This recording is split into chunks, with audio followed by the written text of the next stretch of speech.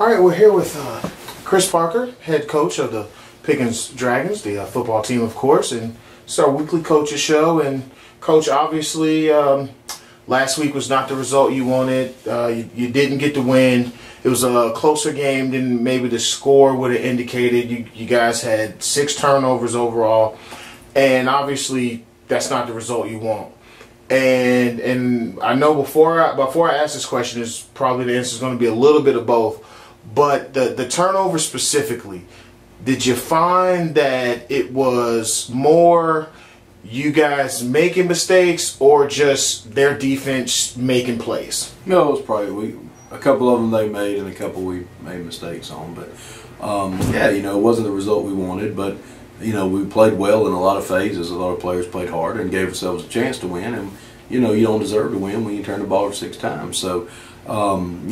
Things like total yards and rushing yards and passing yards and third down conversions, all those stats are big, and we probably won those stats in the game, but you're not going to win any games with 6 more turnovers than the other team had. So, it's just a lesson. You learn from it, move to the next thing. But like we talked to our guys about, it's, one continuous season, and we're trying to get better for November. So, if, considering, I guess, it's not a reading game, if we got all the turnovers out of our system, then I guess it's good.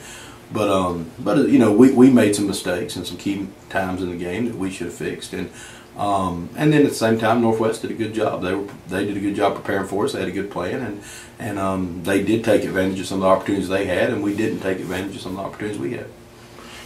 And speaking of some of those opportunities, despite the 6 turnovers, score wasn't that big. Was it 25-13? The difference? So obviously your defense played extremely well, given that the offense kept getting the ball when they didn't expect it. Talk a little bit about just your defense in general and how well it played in that game. But we were happy with the defense. I thought the coaches did a good job, had a good plan for them, and the players did a good job executing the plan. I mean, we held them to basically a couple touchdowns, and in a game like that, the way we play, we feel comfortable with that. I mean, we need to score more points than we scored, and I was happy with the defense. We found plenty of errors, obviously, on defense. I mean, there's a lot of things we could do better. We got to work on a couple of things we've been addressing, but overall, the execution on the defense was better. I thought the effort on offense and defense was there. I mean, the effort wasn't a problem, but the execution was better on defense. So we're really happy with that, and that's good to see. So if we can get the same effort from them week in, week out, and clean a couple things up on defense, and then do a little better job on the offense side of the ball, then eventually we'll have the team we want to have. So it's just a building process. It's just another day of getting better. And that game was painful at the moment, but reality is it was a good lesson for us to be critical of ourselves and come here and try to get better. Now, I'm glad that you pointed out that like you said, obviously you always have to move on, but it was painful at the moment.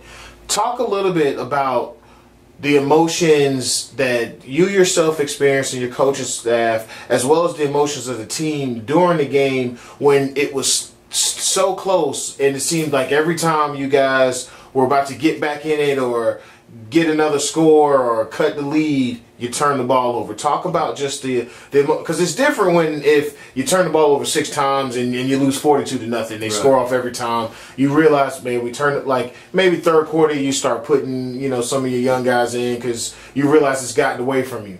But that game being as close as it was, it just seemed that every time you'd get real close, you'd turn the ball over again. Right, and considering that we turned the ball over 6 times more than they did, we probably, in a lot of ways, had we not executed as well as we did on some other plays, it probably would have been about 42-0. We probably deserved that.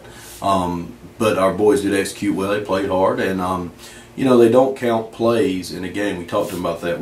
There's 150 plays in that game Friday. It's not the first team to 76 good plays wins. Right. We may have won 80 or 90 of the 150 plays, and that's why the game was close. But the ones we lost were bad. And so, we got to fix that and move on. Emotionally, me personally, I can kind of separate that stuff. It does. Well, I can coach the whole game until it's over the same, whether we're winning or losing. I don't get that excited when we're winning, and I don't get that worried about it when we're losing. Yeah, we had talked about that last week. You said you kind of just keep the score out. You just worry about the. Yeah, I mean, I can do that. And I'm sure the players get frustrated. But as far as our emotions come more after the game, we get excited if we win, we're down if we lose. And mostly for the, I don't like to lose mainly for the players and coaches. They do a good job, and we like to reward their good job with the win, so they feel like they're doing a good job. Because honestly, we've done the same job whether we won or lost the game. Right. But because our players, they're young and they're result driven, we want them to win those kind of games so they can feel like all this hard work is paying off. So luckily for us, we got 8 more chances. We go out there and win a few of them and bounce back. So I couldn't be prouder of their effort, and I think the effort and the execution that they had on most of the plays is the reason it was a relatively close game. But yes, it could have gotten ugly, I guess, with some of the bad plays we made. Most of it was uncharacteristic, and our players will bounce back, and we'll be ready to go this Friday. Now, Coach, specifically about your offense, when you have a player like Shannon Brooks, got 150 yards on the ground and the 2 TDs, when you're in a tight game, talk about just the confidence you have of having a player that capability that can get tough yards when you need them, but also has the speed to break a big play at any moment. Well, it's nice to have him on our team. He's a good player. But we have confidence in all of our guys. Most of our plays are package plays, meaning several different guys can get the ball based on how the other team plays or based on how we call it.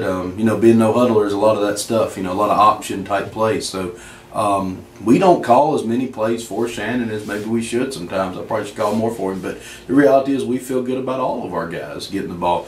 We got a lot of good players on our team, and in practice it shakes out on who gets to play more, and the ones we put out there, we expect them to make plays when they're the guy that the play should be coming to. So there's no doubt that he's one of the best ones, and there's no doubt that he should be, he'll probably be playing for somebody on Saturday and be very productive one day, and we really, really like him.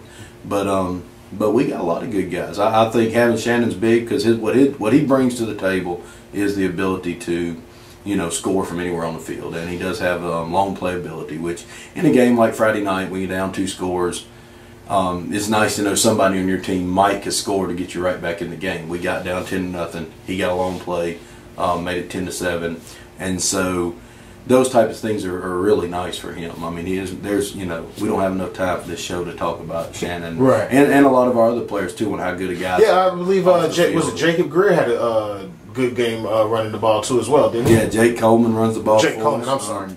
Yeah, we got Jake goes in with Shannon, and they kind of split that spot. And Jake actually started for us at a receiver position last year, and we constantly had issues with when we had to take the back out, because being a spread team, you're going to give the ball to the one back a lot, so you have to have more than one back. You can't just give it to him the whole game. So Jake was able to come in and fill that void and be a selfless player. It's easy to want the ball every play or want to play every single play, but instead together those guys do a good job. Brumby runs the ball for us at quarterback a lot, so he's been a good player. And all of our receivers we felt good about. I feel really good about the personnel. I thought our offensive line played well Friday. I thought our defense played well Friday. I thought our skill guys played well Friday. When we didn't play well, it really was bad. Right. And if we can fix those few things, and do with the things we say, it's easy for me to say when we're undefeated, hey, this game doesn't matter, we're just trying to get better, and be good at the end of the season. Well, now, you lose, you don't want to hear that. You actually, feel bad for yourself. But the reality is, regardless of the score of that game, we got to use the opportunity to get better, to learn some lessons. And we'd much rather, if we had to, we'd much rather turn the ball over 6 times and lose early in the season than in one of these sub-region games. And so, there's a likelihood we'll play that same team again. And we like to beat them both times, but if we could only beat them once, we would have been better the next time. So, we try to look at the positive of everything this time of year, and I saw a lot of positive out there on Friday. Now, we saw some negative, and that has been addressed, but across the board, I thought all of our skill players on offense, just because you asked about them, made some good plays. We caught the ball pretty well, and we ran hard. I thought, Shannon leads that group. He obviously, is probably one of the better running backs in the state of Georgia, we think. It's just to stay on the subject of your skill players. You brought up something that really stuck out to me. How you have different packages, you have to spread the ball out. You guys do run the no huddle. I guess, do you kind of have a, maybe not a set percentage, but do you look at the team during the week and say, we'll be able to attack him with this package here, or is it more a feel during the game? Well, it's some of both. I mean, you spend the week scouting and trying to figure out what you can do, but then, there's certain weeks where, you may go out there and they may do something totally different than you scouted for. So at that point, you got to feel your way through it. And then also in the game, even if you get what you practiced, it's still got to, you got to get guys the ball. This part is just what you would expect. You get the guy the ball that's doing well, or get the guy the ball that's a little taller than the guy defending him, or some of it's not that complicated. Some of it is, but some of it's not. So you have to have a good combination of scouting and being well coached in practice, and also have a feel for it in the game. And even for me, like Friday night, starting with me, I could have done a better job probably. So it wasn't just the players; all of us could do a better job. We got to do a better job preparing the players, getting them ready to play, and then and me personally, I got to do a better job calling plays. Because if we only score 13 points, that's not enough. It doesn't matter why we only scored 13 points. We set up to do things on offense where we expect to score more than 13. So, we can all get better. And then that's one phase I can get better on, and calling plays in the game, scouting during the week, and you got to kind of do some of both of that. Some coaches are really good at one, not as good at the other, or vice versa. You strive to be good at both parts of that. Now, I want to switch gears a little bit and talk about the defense. We touched on the defense earlier, but you guys were able to get a lot of pressure on the quarterback. And forgive me because I got to look at my question, and because I want to get their names, Silas Lott and Thomas Howard. Those two guys brought a lot of pressure on the quarterback. Talk a little bit about how being able to get pressure on the quarterback, even when you're in high school and there's a lot more option and a lot more running the ball than maybe, in the pros in the college game at these days in time.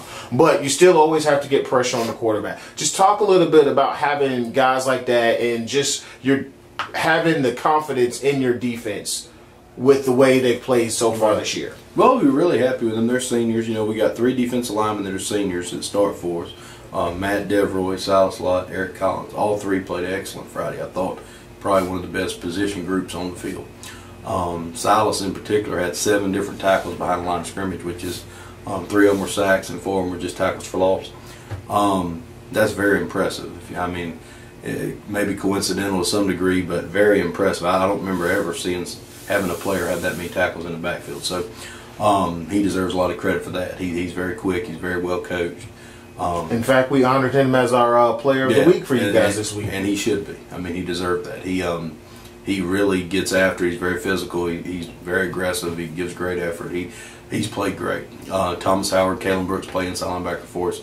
And that whole group of guys right there, we got a few guys we'll bring off the edge and stuff like that. But mainly those 5 guys have got to, they got, if a team is going to throw the ball like Northwest was going to, then we got to get after the quarterback with those guys. So it was imperative that we got some pressure on them. Coach Parker and guys on defense did a good job of, trying to find where we could get pressure from. Had to feel our way through it the first series or 2, but then we kind of had some ideas on what to do. And, I thought the blitz package stuff was really effective. It wasn't obviously effective enough to win. Right. But it was plenty good enough had we not done some of the mistakes we made. And, we'll have to learn from that and get better. But it is nice to be able to get to the quarterback. I think at this point in the season, we're probably better at getting the quarterback than we were last year, I guess, which is something we can look at on the positive of that. Now, speaking of the differences between last year and this year, you guys, you're facing Heritage again, and last year you guys beat them for the first time ever. Heritage obviously is not having as good a year as they are used to. Talk a little bit about having to come off a game, that was a loss to a good team, and playing a team that's not having the best year. How do you get the guys to bounce back and not be overconfident going into this game?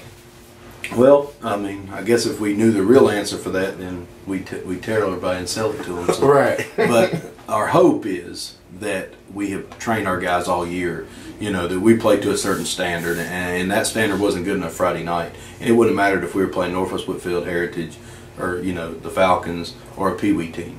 If we can't turn the ball over, we can't be getting key penalties, we can't give up certain plays in the red zone. We've got certain things we've got to work on.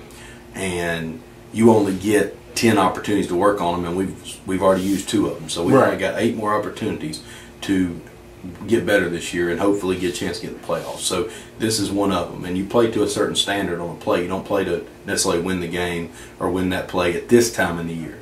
We got to play to a certain level that we expect out of every single guy on the team, offense or defense. And in games like this, where coming off a loss, that's very important. Right. Heritage has actually got a pretty good team. They played some quality teams, and they kind of had a similar situation to what we had last week, where they turned the ball over a lot and got down early, and so maybe the score didn't indicate how the game actually went. We expect them to come here, ready to play. They beat Pickens, I guess, every time they played them last year. Yeah, so. 3-1. They So I mean, there's no reason why we should be overconfident. We haven't done anything to be overconfident about. So of the teams in our region, and they're in our region, just on the other side, we haven't beaten any of them this year. So that's true. We need to go out there and execute and do the things we need to do. So hopefully our guys are hearing that. Now, are they actually hearing that? I guess we'll have to talk about that at next week's show. Right. Now, just the game itself. How do you go? And whenever I ask this, I always, I know you guys don't want to give too much away, but what are some of the things that maybe you see in Heritage that they do well, and some of the things that you see maybe you can take advantage of? And obviously, I know you don't want to give your game plan away, but some of the things you can talk about. Well, they're very, they're pretty good up front. They spread you out on offense. They got a lot of different formations, and we're going to have to make sure that we're lined up and where we're supposed to be defensively. Because one thing you can't do in games like this is give them big plays and get them on the scoreboard quick. Make it, they're going to have to earn every chance they get. We can't come out in a formation that we're not lined up properly to. Things like that, but they do present some diversity on offense. I think the quarterback's young, but he's a big, strong kid. Looks like he's gonna be a good player for them. And their defense is very aggressive. They're good against the run. They're gonna bring a lot of pressure, maybe similar to what we saw early in the year. So we gotta, we present a little challenge. Northwest was more the opposite. They kind of set back some and didn't present as many challenges in our pass pro and our run lane, so they were better at playing over the top. Right. That makes sense, and keeping us in front of them. Right. Heritage does an excellent job of bringing pressure and bringing guys off the edge and things like that. And so, the keys for us to be successful are, defensively we got to line up right. We got to give ourselves a chance every play, and offensively we got to do a better job of playing with a little, quicker pace and make sure we can almost do the opposite and try to take advantage of some chances where we get in a bunch of formations and put them in some place where they're going to line up to us, and maybe we can get some good matchups for us. So, we just got to, execute our standard, and not just because we're playing Heritage. If we're playing Dalton or Ridgeland or Gilmer or Cass or any of them, we execute our standard, we should give ourselves a chance to win. We did not do that Friday, so we didn't win. I mean, that's it in a nutshell, so to speak. And but before I get out of here, I gotta ask you, did you have a chance to watch the game Saturday? I did. Yeah, I did. It was a long day for me for some family reasons, but I did get to sit down and watch a little bit. And I don't know that I've ever seen anybody give up 42 and win in the SEC, but Alabama did, so I was happy with that. But I would have definitely traded that one. Well, yeah. Some of them turnovers back and not lost our game. Of course. But it was good to see that, yeah.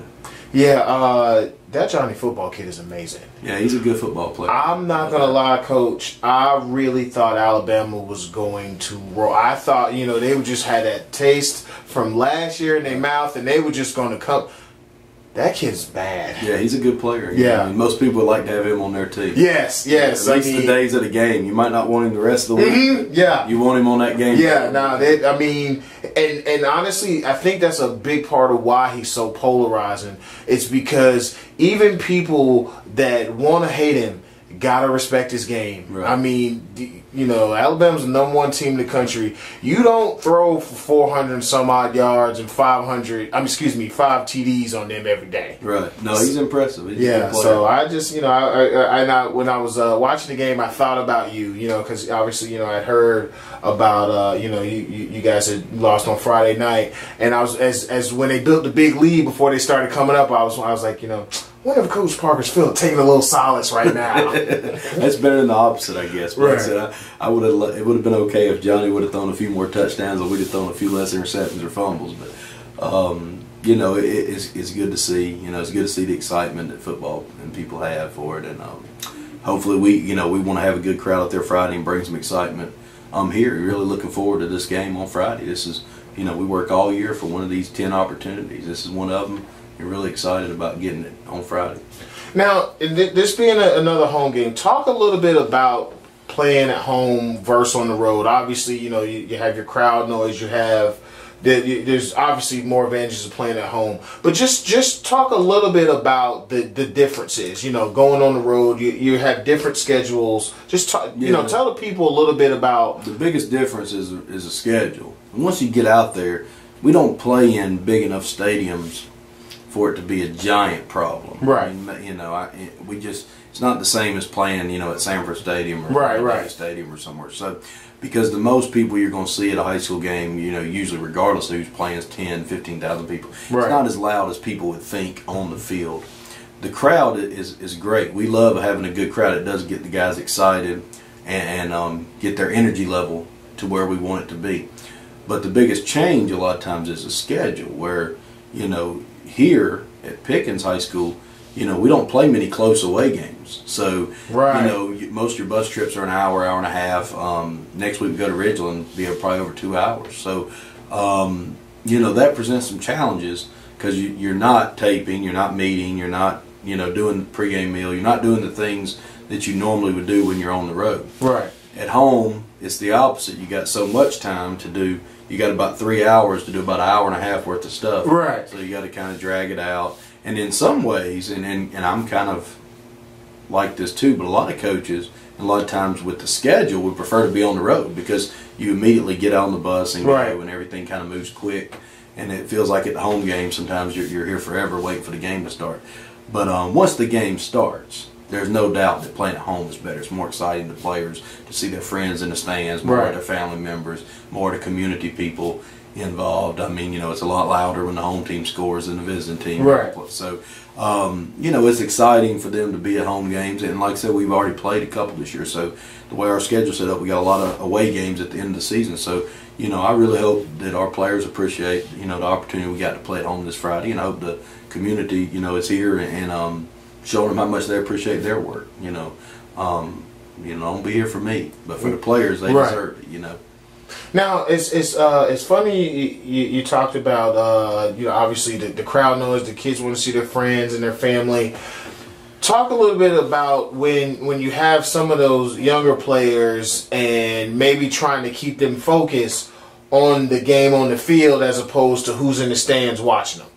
Well, you know, we have to find our own creative ways to make sure they understand that that's not acceptable. But most of them that are actually playing are really excited to get these opportunities. We only got, you know, 365 days in a year, and we only got 10 of them to play, and only 5 at home. So most of our guys have always understood the excitement is there, and there's nothing wrong with being excited about it. There's nothing wrong with being really excited to see mom and grandma and your girlfriend and everybody else up there.